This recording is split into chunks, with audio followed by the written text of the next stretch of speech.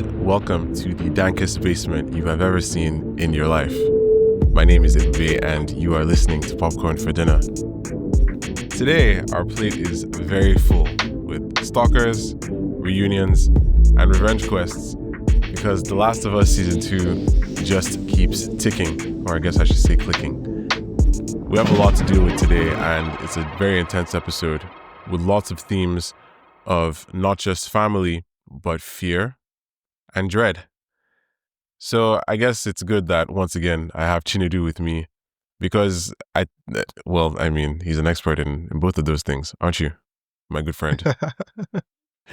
Hi everyone. Yeah, good to be back. This episode, as usual with Last of Us, it was very intense again. Looking to explore it with you. Yeah, I feel like every time I'm watching this show, especially this season, it's like, I don't know, there's just this sense of what fresh hell is this? Like, at what point can I breathe? I feel like it's just all coming in all at once. But, I guess that's what we signed up for. But I suppose it's worth mentioning that we have a special guest here today. Ima could not join us, but I guess the universe is also in our favor, because we are joined today by the great Pete Peppers, who has brought Hey a whole guys. bunch of game wisdom and hopefully some beautiful cynicism for whatever is happening in this show that might or may have not happened in the game. We have a lot of perspectives on deck today, and Pete, it's great to have you back to the pod. Welcome back. Yeah, it's good to be here. I was wondering, so you guys have not played the games at all? We haven't, no. We have not. The second one. Well, I've I played guess the first one. not the second one, at least. I've played a fair chunk of the first, and I did watch the entire first season. But yeah, the second game I'm not too familiar, though.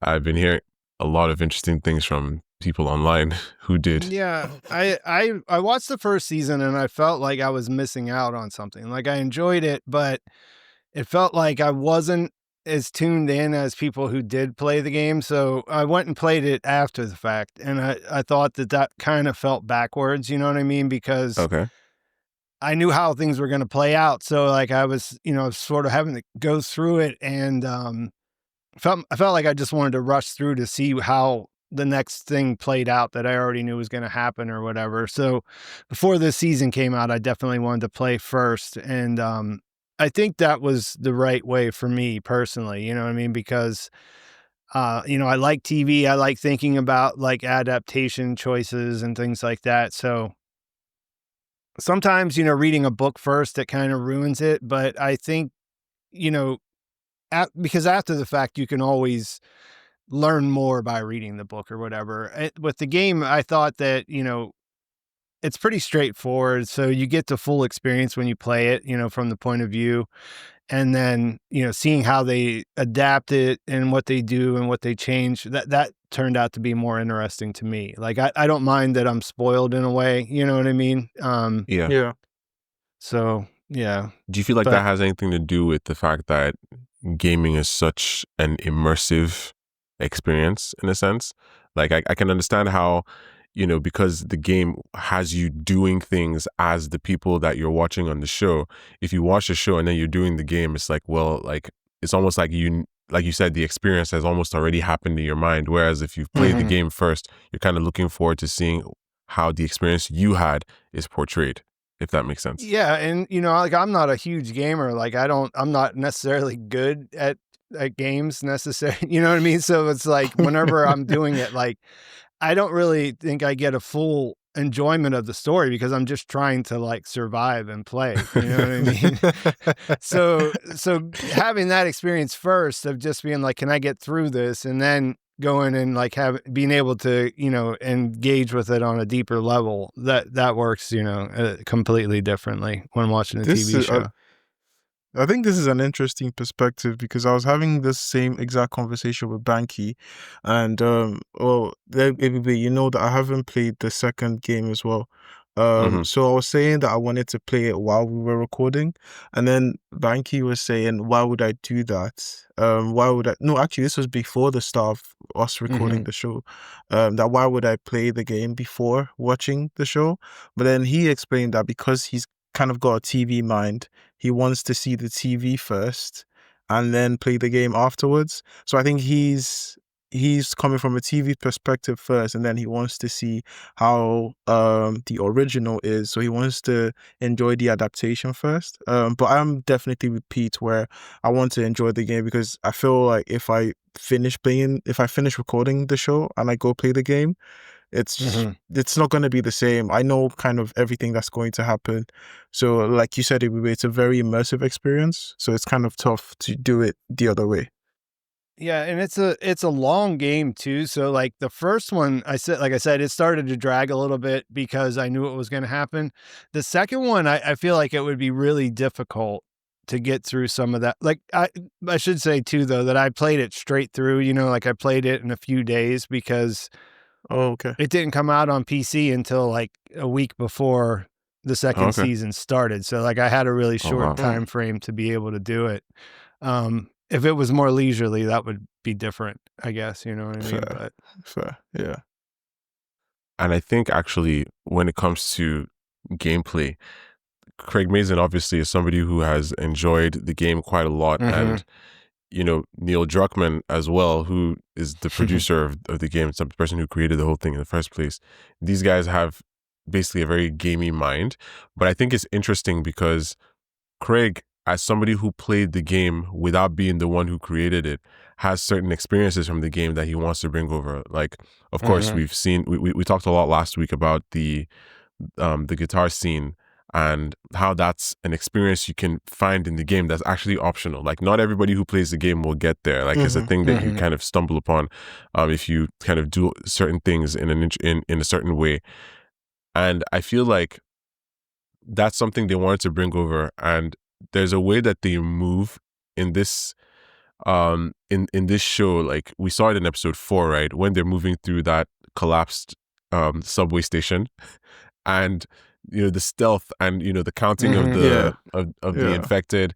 Everything Mm-hmm. was very like it's almost like you want to pick up a controller and like move them Yeah. around Yeah, in a sense. that's the stuff that really improved for me after going and playing because like that's what I thought the first time when I'm watching the first season. I was just like, this feels like they pulled that straight from a game. Like why, Yeah. like I have no investment because I didn't do it myself. So it just sort of took me out of some of the stuff. Like not like it didn't break it for me, like it didn't make it Yeah. like so I couldn't enjoy it, but I couldn't help but notice that. And so Yeah. it doesn't now that after I have experienced it the other way around, like I don't find that as distracting. Like of course, like you said, especially the subway scene and some of the scenes that you see, whenever they're dealing with the infected, that stuff's lifted straight out of, something that a scenario you play through. Yeah, it was the same Sure. thing in episode 5, when they decide to go into this building and they're asking themselves, why is nobody inside or patrolling this building? And you obviously know it's because it's infected. Yeah. And I think it's interesting how, they're expecting to find the same things each time, but then Yeah. it's more and more challenging things. And once they see that stalker, like you can see Ellie's heart kind of just drop. She's just Yeah. like, okay, Yeah. this is a problem because yes, I won last time, but I kind of died. And if I was anyone else on the planet, I wouldn't be here. So Yeah. yeah. Yeah, Yeah, that's the thing that's about quite a the lot to show deal with. too is that she gets bit quite often. Like she's Mhm. Yeah. I don't think that happens. Maybe it doesn't happen at all in the games except for the first time. Oh, The really? show they just have her getting bitten like constantly.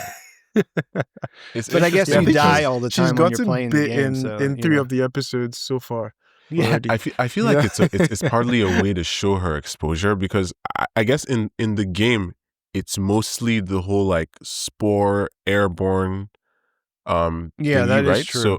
So like they wouldn't really show her getting bit there, but she's essentially constantly exposed more so than other people. She can it's Mhm. like she can handle exposure, whereas in Yeah. this Yeah. case it's like she can handle straight up infection and like blunt force kind of trauma to the skin and Yeah. everything.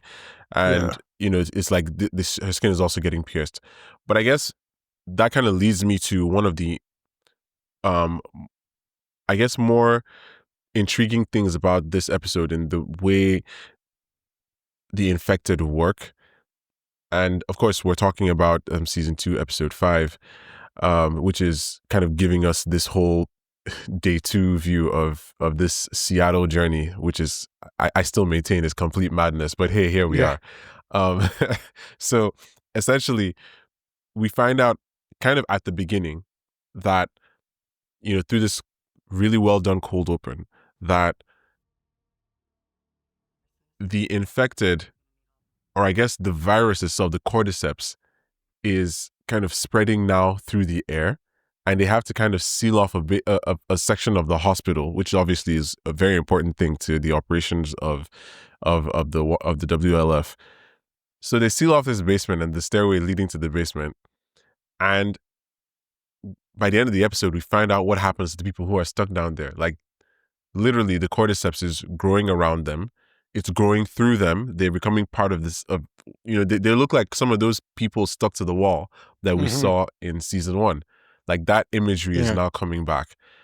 Like, how do we feel about this? How does this change the way the show is going to work now? Because, we've gotten used to the mechanics of tendrils and biting, and now the spores are coming in. Like, does this mean, like, is this just kind of like a complication of the mechanics?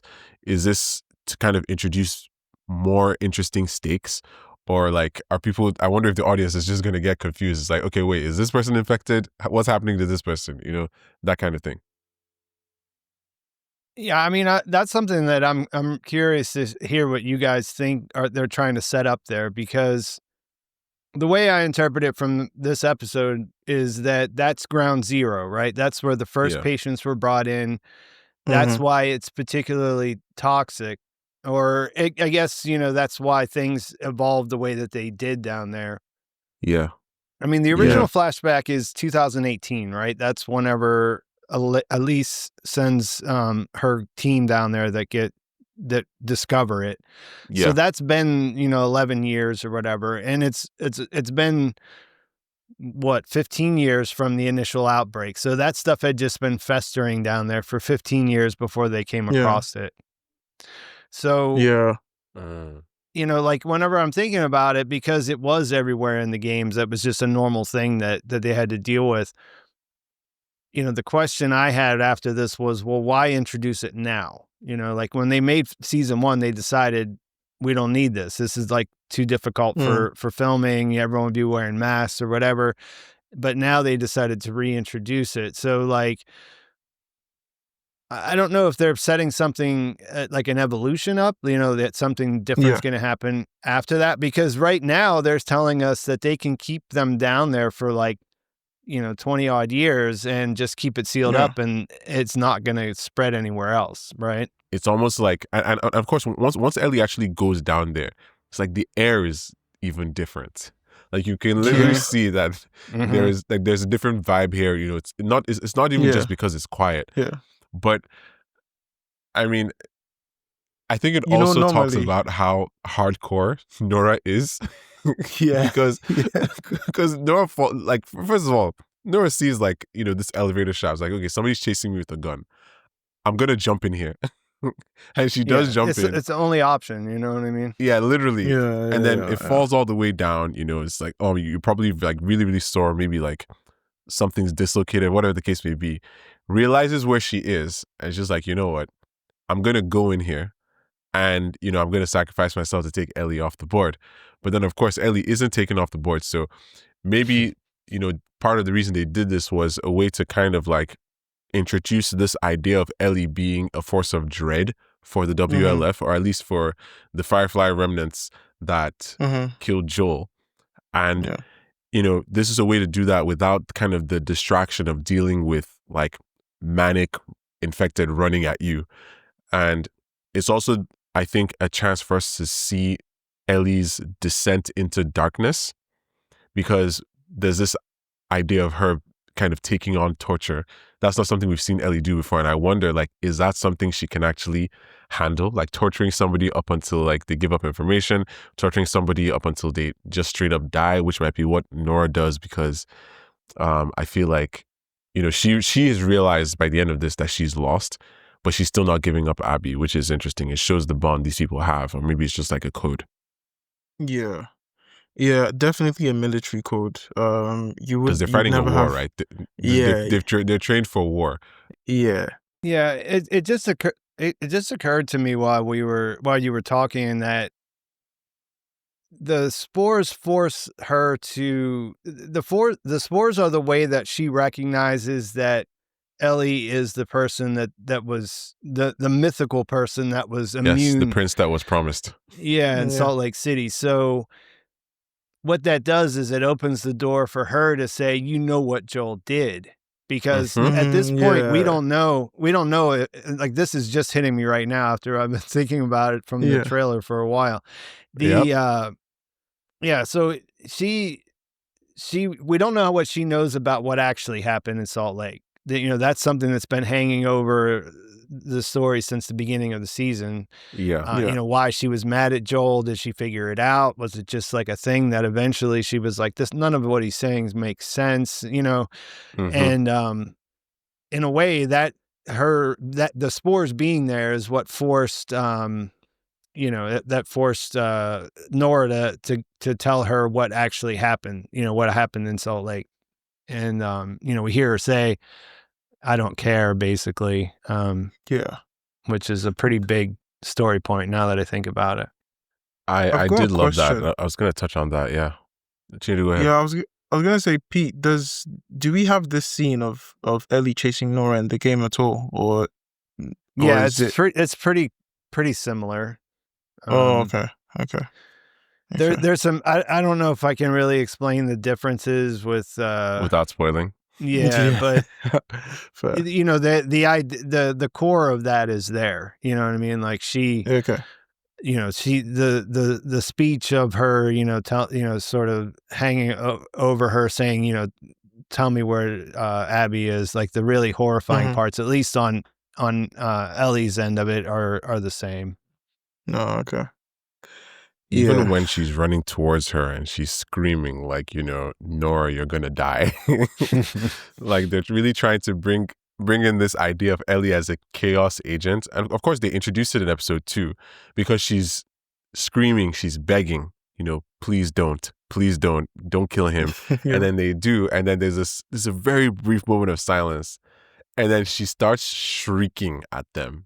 And I think that was intended for the audience to kind of be like, okay, whoa, who do we have here? And that's the Yeah. person we're getting in this episode.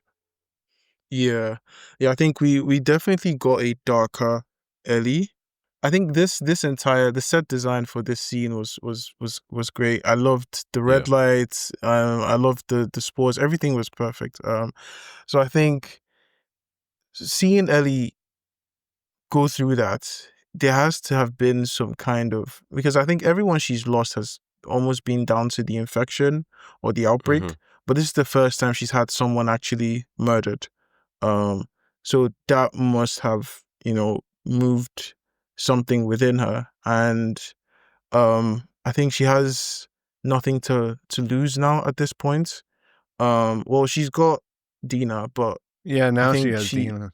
Yeah, now she has Dina, but I think within her she knows that she has to get justice for him, or she's just never gonna have peace.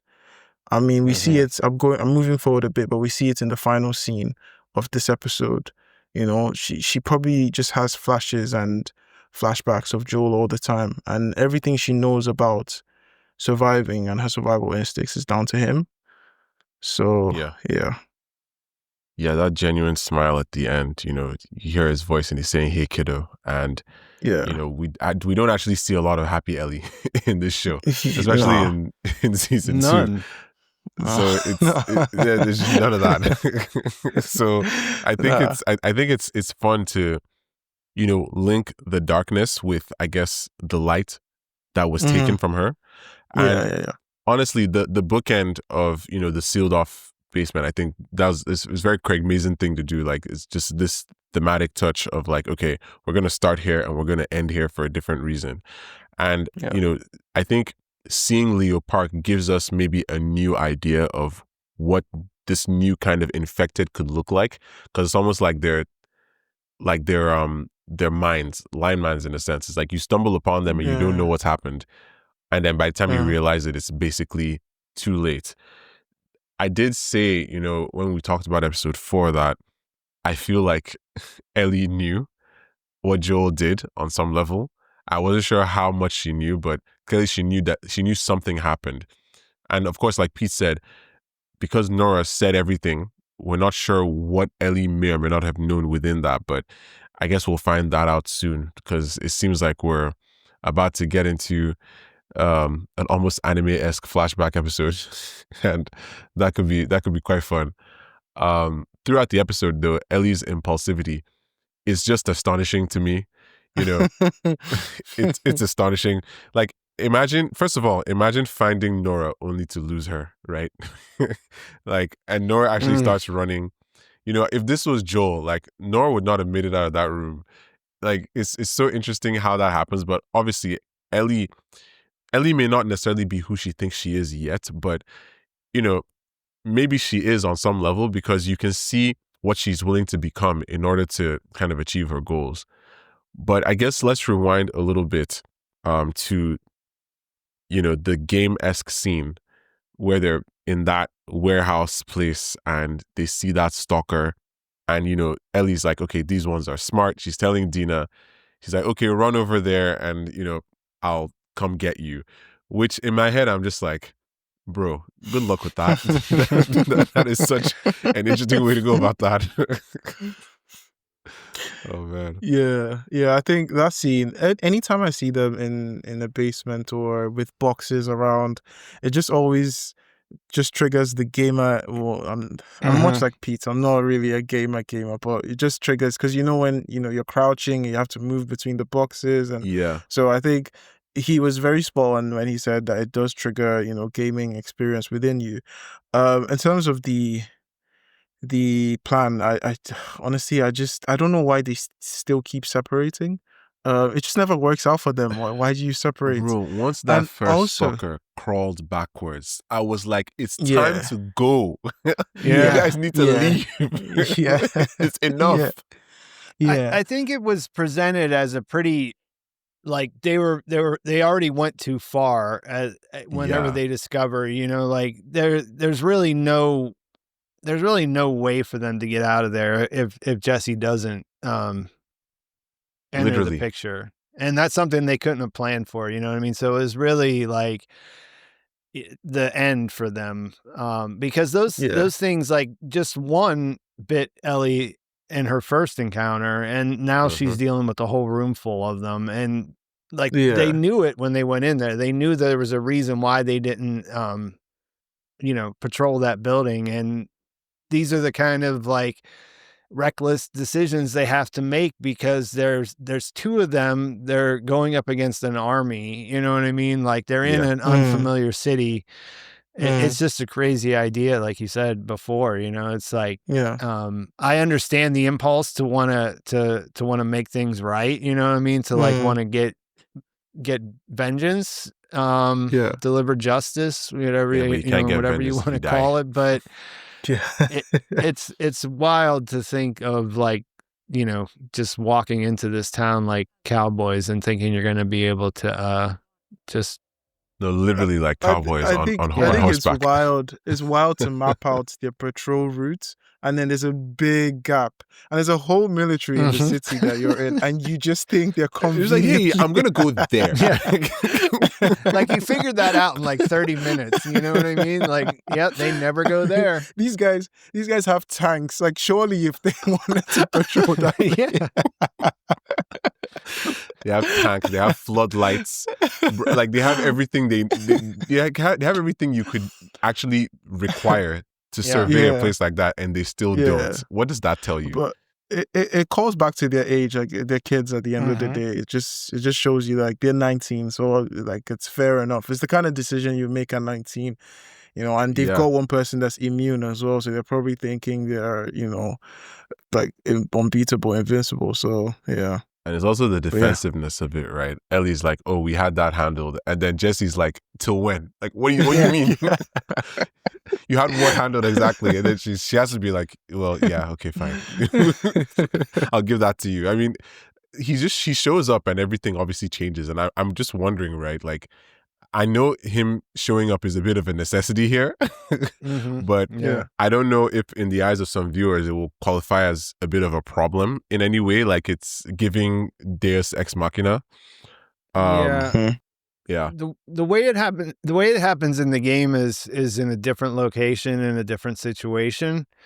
It's Okay. about equally as like unbelievable, kind of, you know what I mean? Like you go through this really long section in a neighborhood, and you're like, wow, I mean, like, at least if you're me, you're like, wow, I finally made it through that. Like, thank God, or whatever. And then you get into this other situation where you're just like, all right, so this is just not going to stop now, right? Like, it's just going to keep getting worse.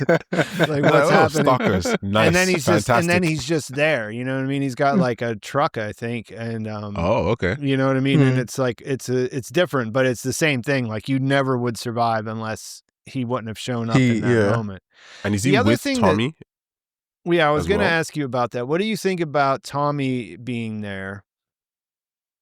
Well, I feel like the fact that Tommy is here confirms a few things that maybe might have been in viewers' minds when episode 3 aired, because Tommy clearly was going through some kind of internal conflict of his own, and it's giving us an idea of who may have voted. Like I did kind of allude to this idea that we don't really know who voted yes or no to Ellie's proposition to the town when they had that town hall, but I think maybe it's a safe bet that Jesse and Tommy were part of the 3 yeses. Yeah. But the fact that they followed along though, and they basically did so the next day, says a lot of interesting things. It says, number one, it's this idea that they were ready to kind of put their own lives on the line. Number 2, they cared about Ellie and Dina. Number 3, Ellie and Dina, despite whatever smarts Dina was bringing to the table and whatever, willpower that Ellie had, they were not thinking well enough because they were incredibly easy to track. Like, think about everything that's happening here right now and all the things they've had to do to get to the point that they are. And Jesse is able to just like basically be 10 paces behind them. Like, that's very interesting to me. Yeah. So yeah, and I think the fact that he and Tommy split up as well is pretty cool. I mean, I wonder if in the game Tommy was present when they actually met Jesse, like in that truck, as you said. But yeah, like this idea of strategy and the fact that Tommy and Jesse are both more experienced and more skilled, it's kind of showing in their own approach. Yeah, that's why I brought it up, was asking him what you thought, because I thought the show might have been changing things up, because one, Tommy has a child in the show. That's not the same in the game. Okay. They just had this big thing at Jackson, which wasn't going on in the game, like where they're rebuilding. Yes. So Tommy leaving actually has a lot of weight to it. Yeah, so actually. I thought there was a chance that they might just be saying, well, we're not going to have Tommy go, because in the game he's actually ahead of them. Like when they're going into Seattle, like they left at the same time, more or less, you know what I mean? Because they just sneak out the same way. Like they don't go together or anything like that. But as they're going through Seattle, they're finding evidence that Tommy had been places before they got there. You know what I mean? So like he's sort of clearing a path on some level, and makes it it makes it a little bit easier to sort certain things out, because you can tell that he's been there, or you find you hear something on the radio that he's attacking over in this place, so they can go over there and try to hook up with him or whatever. So yeah, I think I think it makes sense. The show, I think they tried to add a little bit of dramatic tension as far as like, will he make that choice or not? He kind of said that he didn't think that Joel would do the same thing in that situation. Yeah.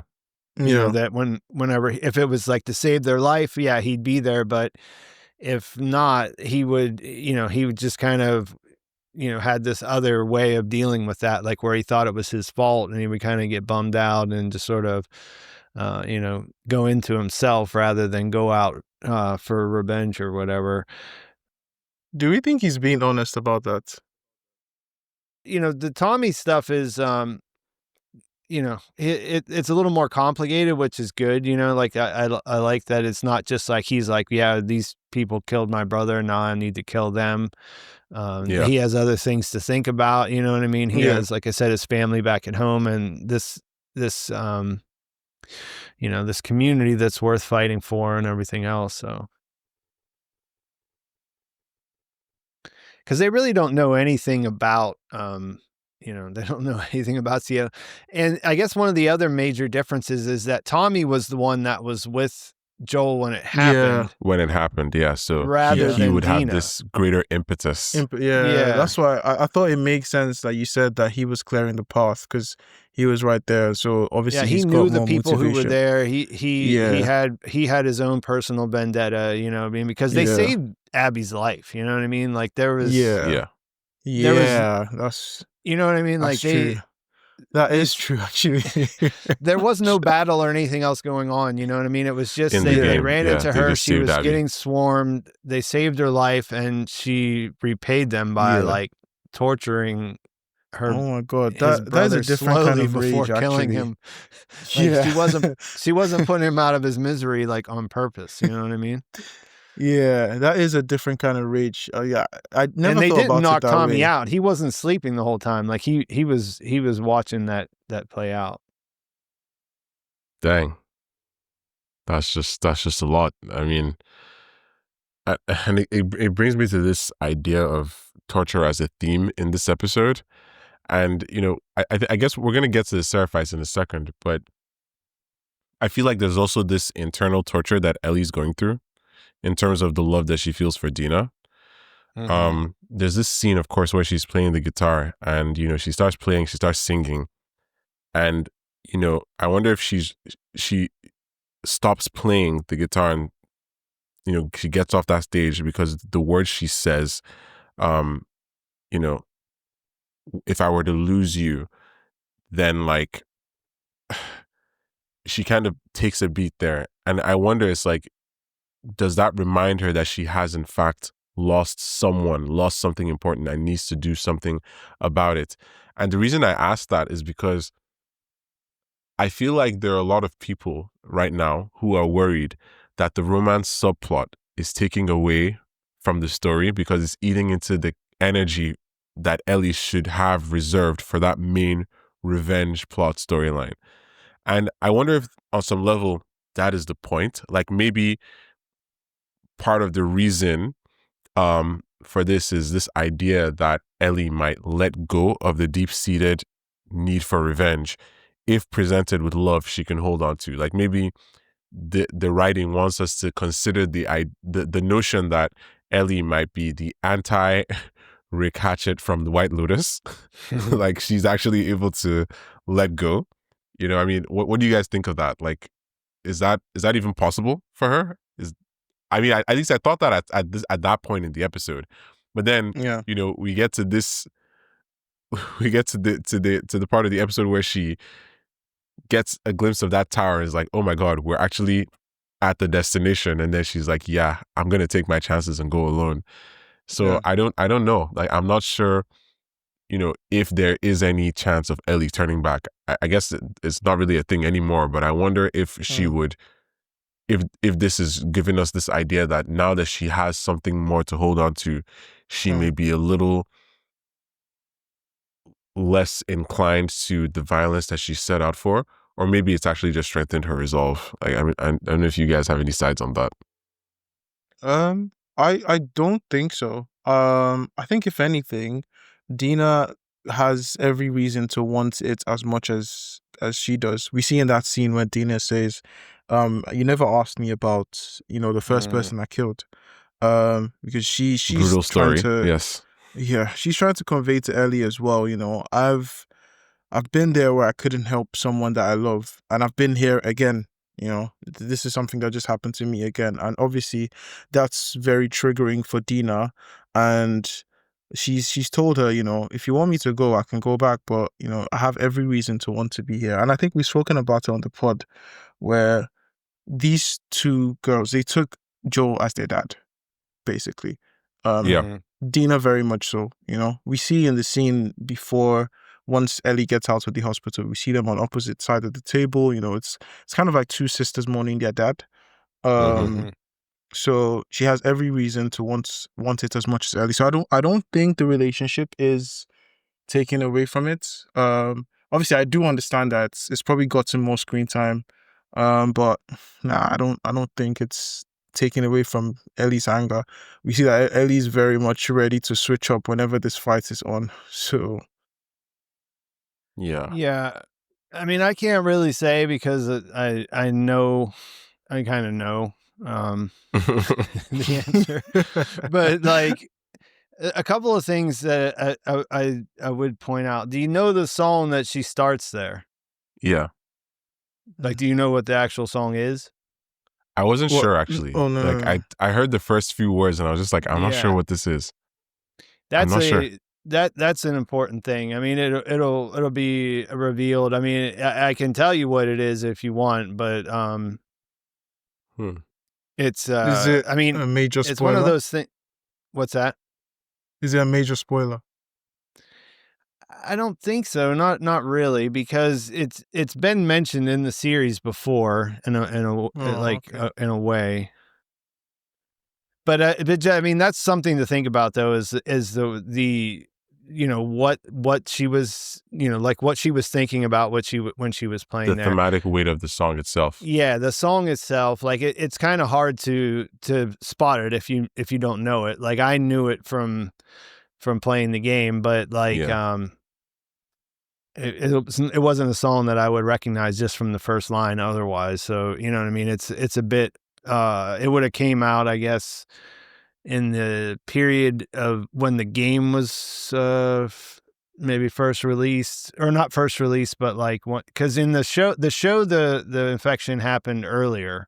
So like the timeline of the game, it has to be a song that happened before. It has to be a song that came out before 2013 because that's the year that the infection happened then, and the music industry obviously didn't recover from the cordyceps infection.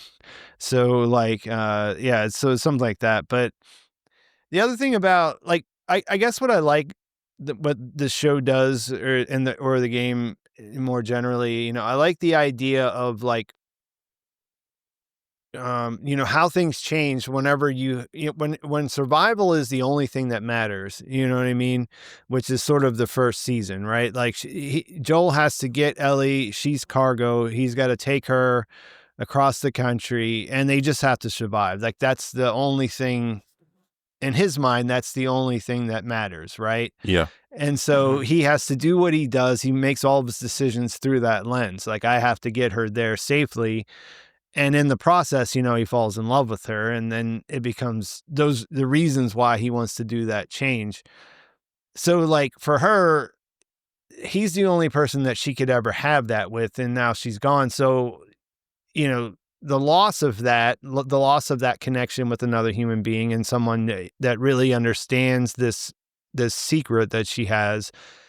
Whenever someone takes his place now, Dina, I mean, she doesn't take his place as far as like, you know, literally, you know, like he always has his place, but like she becomes that figure in her life where she understands that she's immune. She understands why that's, you know, that really, you can't tell that to everyone, you know what I mean? She has to keep that secret. And she understands that it's something that she, you know, she's lost everything. Everyone that's come into her life has left or died or something horrible's happened to them. You know what I mean? Yeah. So there's a lot of added weight in this scenario that wouldn't, you know, that we don't really understand because we've never lived in, you know, post-apocalyptic and situation. hopefully never will. I really don't want to do hopefully that. will never We're experience this that close. firsthand. We're this close.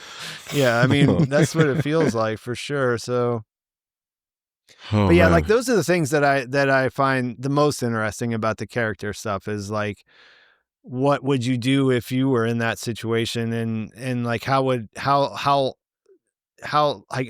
what's still the same, like what's still human no matter what, you know, like whether it's, you know, like whether it's the end of the world or if it's just Tuesday or whatever. And like, where does that really affect their decisions and how they experience things? And I think what the questions you're asking are all ones that you're supposed to be asking, you know what I mean? Like, Yeah. because it's a dead end road, like they already showed us that in one level, right? Because Abby, like, she didn't look like she enjoyed killing. Joel. Yeah, she felt like she had to.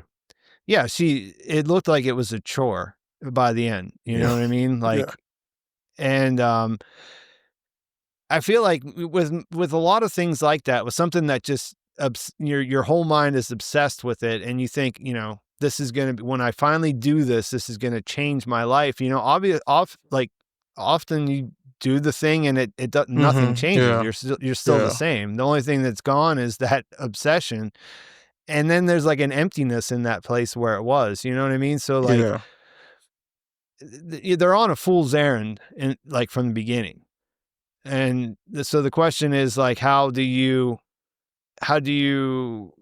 deal with that? Like, and I think you made a really good point there about the importance of Dina telling us how she killed someone, like the first person she killed, because there's no conflict between them. They both have the same goal. You know what I mean? Yeah. Like there's nobody to say, there's no one to be the one and to be like, maybe this isn't a good idea. Like maybe killing Abby won't really fix anything for us. Like maybe we got a good thing going here and we should just go back to Jackson and live life and enjoy ourselves. You know what I mean? Yeah. Yeah. 100%. I guess I'm curious to see how this character moment extends to Jesse, especially when he understands the new stakes that are at play with the baby, which is, by the way, his.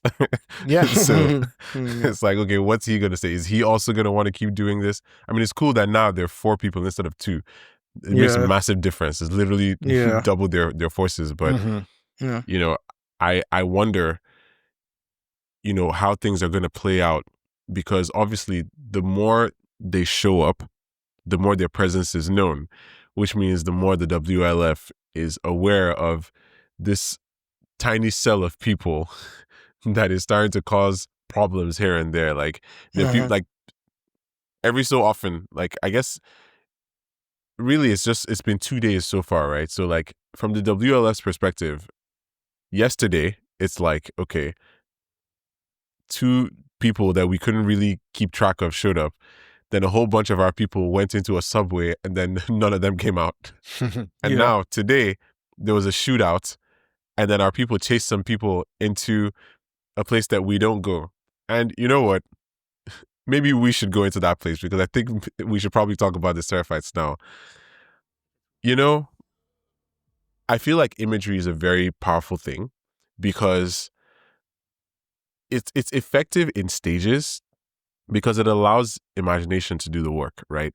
So with the Seraphites, what's cool to me is like it's used expertly. Like first, we're told about their brutality. Then we're shown the effects and aftermath of the brutality. And now in this episode, we witness their brutality. And I think in the case of these particular people, the Seraphites, the show takes this a step further. It expands this blueprint in a sense by doing an initial stage before telling us about their brutality, which is it obscures their brutality by presenting them as peaceful and sympathetic, right? So we've gone from essentially this idea of not knowing who the Seraphites are and just seeing them as people who've been oppressed, to now being absolutely terrified of them. Like, I'm looking at the faces of everybody in that forest when they catch this wolf guy, right? And then they bring him up. I'm just like, okay, hold on. I know you're not trying to tell me that they hang them while eviscerating them. But the show did tell me, in fact, that they in fact hang them while eviscerating them, which is just what? Crazy. It was also like they had it down, like as a, you know what I mean? Like they had the right bucket. there to Literally, make it sure was a that they would process. just be on their tippy toes and things. Like, it wasn't just like they were trying something new Like, out. they Like, they came had there the with- whole they had the whole Bruh. process down pat, like how to make it Oh as my brutal God, as man, like, possible. because again, this is a park, right? You don't just have buckets lying around. Like, they showed up, No, and these they people, came with all that stuff. they came prepared. They had the tools. They came prepared. They had their torches lit, right? Because they don't use lamps. And Mm. one interesting aspect, actually, of the brutality of the Seraphites that we saw in episode 4 that we didn't talk about as much, that it kind of occurred to me, especially watching them use their torches and their lit torches and their lights in this episode, is the fact that, because they, as Dina kind of likens them to the Amish people, it's like they choose to live in a time before there was certain technology.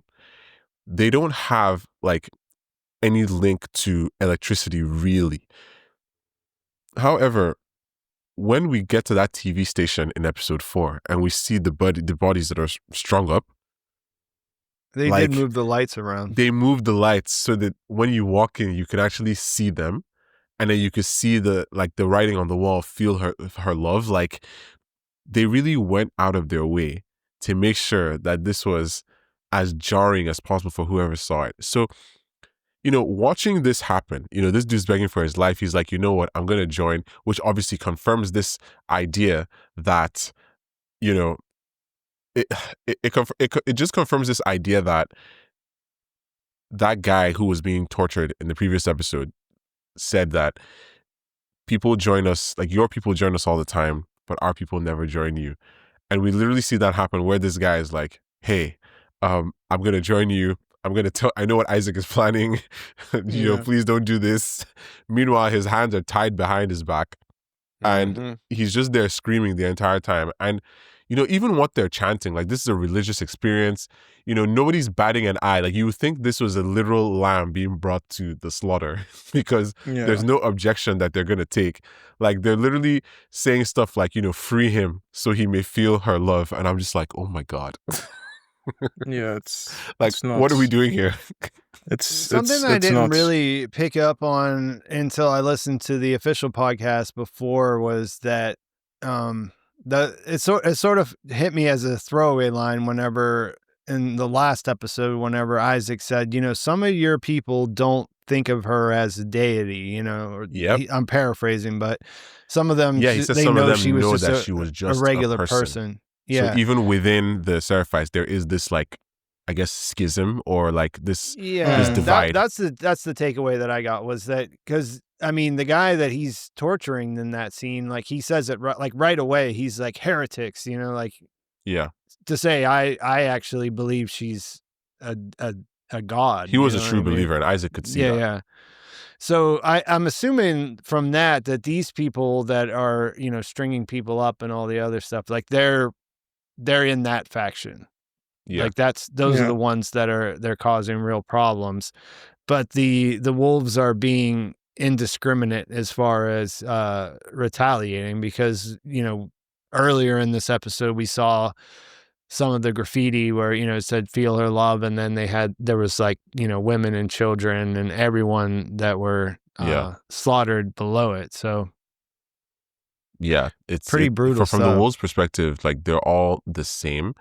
And it actually also made me wonder if the people we saw in episode 3, the people that Ellie and Dina came across, the ones that were walking through that forest, the father and the daughter with that small group, it made me wonder if those ones were a little bit less, religious about the whole prophet thing. Like, the girl was asking questions, but I wonder, because these ones were trying to flee. It's like almost like we don't want to fight anymore. Like, the father says that, he kind of tempers her expectations for the prophet. He says the prophet's just someone who can see things that other people can't, and has the courage to talk about it or whatever. So, like, he said, we follow what she says and we do what she tells us to or whatever. But, like, I got in retrospect, like, I had the idea that, okay, so these people definitely think of her as the human. These are the people who think that she was just someone who had some great insights and they follow her, but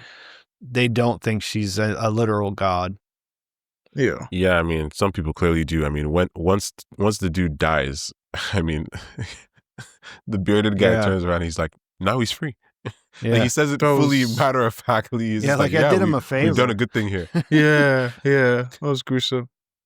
That was intense, man. Like I just, I'm thinking about all the implications of that. The fact that, they were seen, and of course, like Dina got sniped. Like we don't know what's Yeah. in that. Like maybe it's like a I thought poison about dart. that. Yeah, I thought about Like that too. I don't know if, and I feel like this is the point where Pete's like, I think I should probably hide some information here, but but I know that Dina's probably not doing so good right now because obviously medication is not that easy to come by, especially Yeah. when everybody around you is trying to literally kill you. The Yeah. wolves are like, who are these people pissing us off? And then the Seraphites are like, hey, you guys are wolves, right? Come die.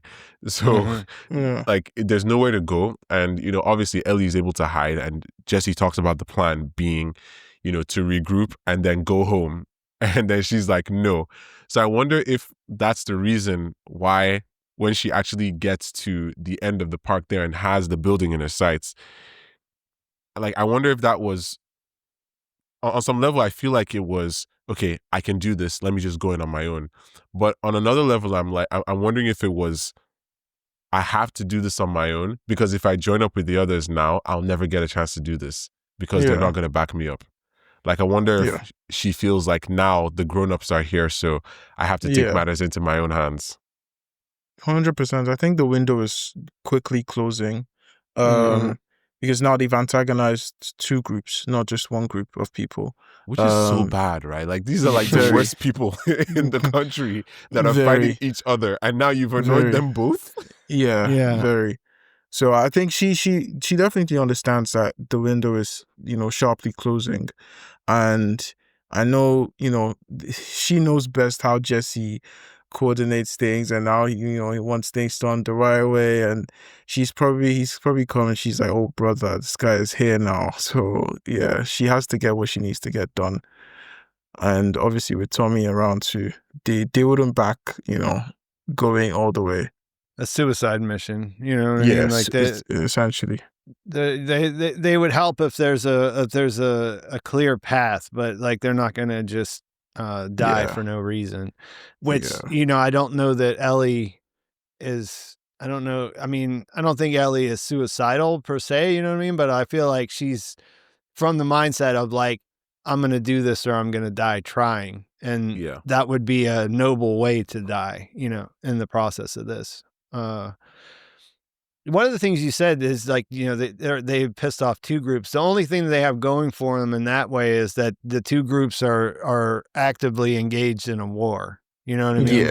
Yeah. Like they're not the biggest problem they have at the moment. So yeah, 100%. I'm wondering what do you think that the angle with Hanrahan is? Because we've had a couple of flashbacks with her now as someone who was a leader of the wolves and is no longer in the picture as far as we can tell.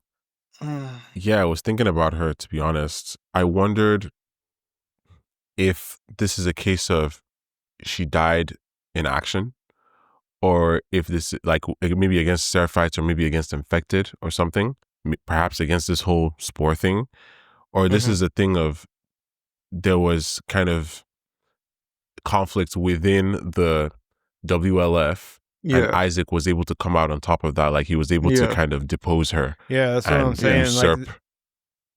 Like, this is a brand new thing that isn't spoiled by playing the game at all. So I'm curious of what's going on there. So in the game we don't see her as much. She doesn't exist. Oh. Okay.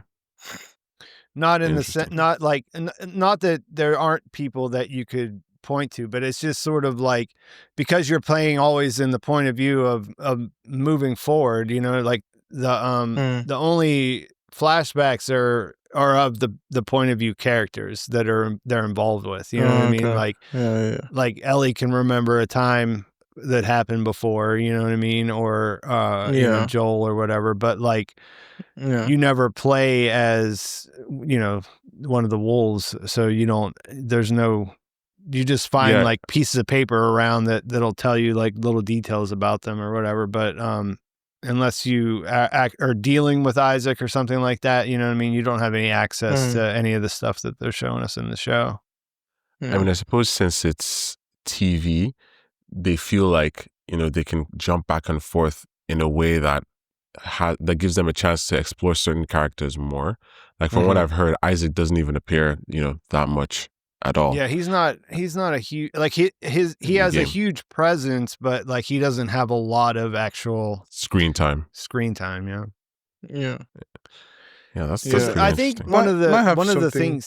one of the things that I like a little less about the story, and you know, there's this thing. I was like, you know, they introduce Isaac and he seems, you know, idealistic. I mean, of course he does chuck the grenades in there and kill his Fedra unit or whatever. You know, he's not frags them. He's violent right from the beginning, but he seems to be like to have this ideal, like, you know, that they're taking away their rights, they're doing things that are wrong and they need to be taken down.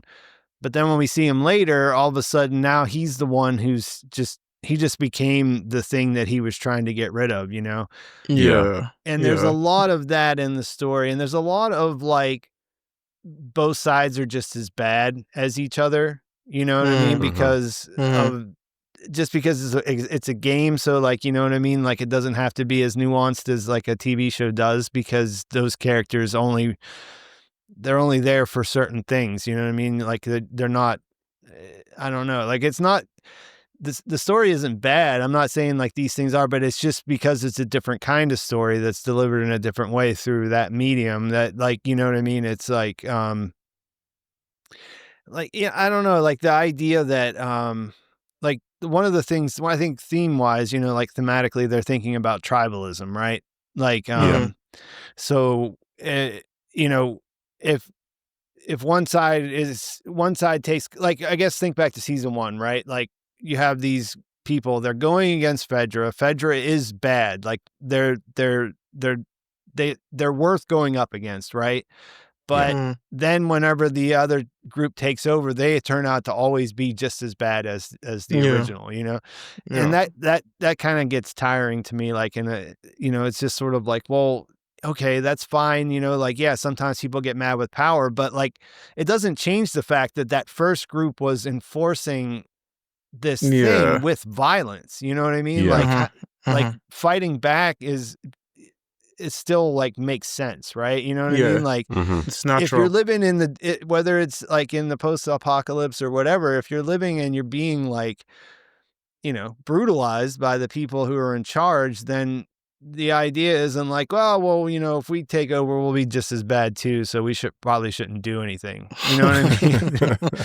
That's not how survival works. Yeah, it's just not that interesting, right? So like it keeps happening in different ways. You know, like you see that happen with the Seraphites. They have this like pure kind of like idea in the thing, but it's been corrupted. So they're just as brutal as the wolves, and the wolves are just as brutal as Fedra was, and so on and so on, you know? That's a very, very interesting take. I didn't think about it like that, and I think that has given me new lens to watch the show. Well, I hope I don't get tired of that bit just yet, but I think it's definitely interesting because, you know, surely at some points there has to be the group that sees what, you know, the former group was doing, and, you know, they try to be different. You know, the story can't keep repeating, oh, you bad, me good. Well, that's the thing, right? Every group believes they're different than the last one. True, which is true. Yeah. Which is true. So I guess, yeah, I mean, I think you it's do a very have good point, Jackson. though. I mean, Jackson is a pretty functional Stable place. society. Yeah. That's true. And on some level, I wonder if that's the show trying to tell us something about the democratic process. But because in the end, those people do have, like, they have a council and they have a vested interest in building something, whereas you know, how do I put this? It's almost like Jackson has gotten past survival mode, whereas the people in Seattle are fully in survival mode. Like all they know Yeah, is like, okay, are we gonna make it till tomorrow? Like there are yeah. people here who are trying to kill us, whereas in Jackson they have systems in place. Mm. And this idea of support makes me wonder. Like obviously Pete would know the answer to this, so I guess I'll ask Chinedu. Do you think Ellie is better off continuing like this? Because obviously this episode is done, right? And thinking about moving into episode 6 and episode 7 is now a question of, does Ellie actually continue? Should she keep going in this way, or now that she's like, assuming Nora gives her something and she's Mm. able to actually find Abby, like, does it make sense to look for Abby on her own in this building where they now know there is an intruder? I'm gonna say something that I don't think many people will expect. I think yeah. I think yeah. Look, Okay. she saw her father Assuming she figure can die get in back front. up, seeing as there's no Yeah, elevator and stairs are sealed. But yes. yeah. She saw her father figure die in front of her. I mean, if there is no other motivating factor than that, then yeah. And especially the fact that Dina's probably narrated to her how this happened. They saved this person. Like I said, Pete mentioned something which is a very good point. Like I can't imagine the rage of saving someone that kills me, or like That is true. This is personal for it's Dina too. yeah, it's very, very, I mean, it's very intense in terms of the anger. And I think I would be denying Ellie her humanity to tell her to. Not a lot of people are that much better. Yeah. We're in an apocalypse world, by the way. They have all the tools. There's no law and order. You know, the only reason why people don't go after the people that murder their loved ones now is because there's law and order. There's a court and everything. And we even see that there's a court or the council that tries to stop, and we see what happens. So I think it's natural for people to want to take out revenge in that way. And I think I'll be lying if I said that Ellie should go back, because that's not a true human feeling for me, anyways. Fair enough. Fair enough. Yeah. Pete, What do you anything to think? add? Yeah, Pete, you have this look on your face that's just like, can't say much. Yeah, that's kind of that. I can't really say much. Okay, fair enough. But I guess one thing I will ask you before we close out, based on what you feel might happen, which character do you think is going to surprise the audience the most in the next episode? Well, I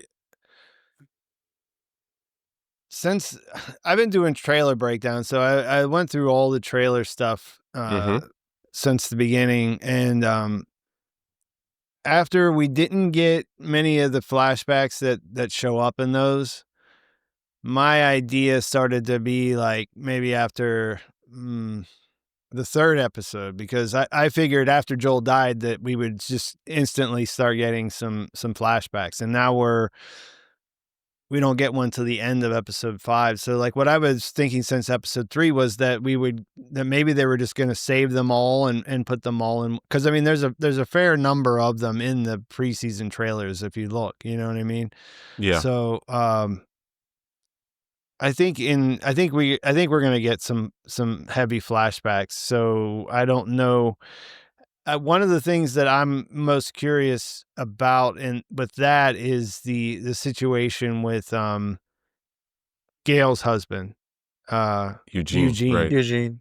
Yeah. Yeah, that's because we know who was cast to play him. He shows up in the trailer, and that hasn't happened. So I'm really that's what I'm gonna be surprised with, I guess. As far as like characters in the story, I think it's interesting that Nora is the first one that showed up that she knew, and we saw how that played out. I guess the question is who's going to be the next one, and Mm-hmm. how, you know what I mean? Like obviously there's 3 seasons, right? So like Yeah, it's not like she's going to find Abby right away, you know what I yeah, mean? So for sure. like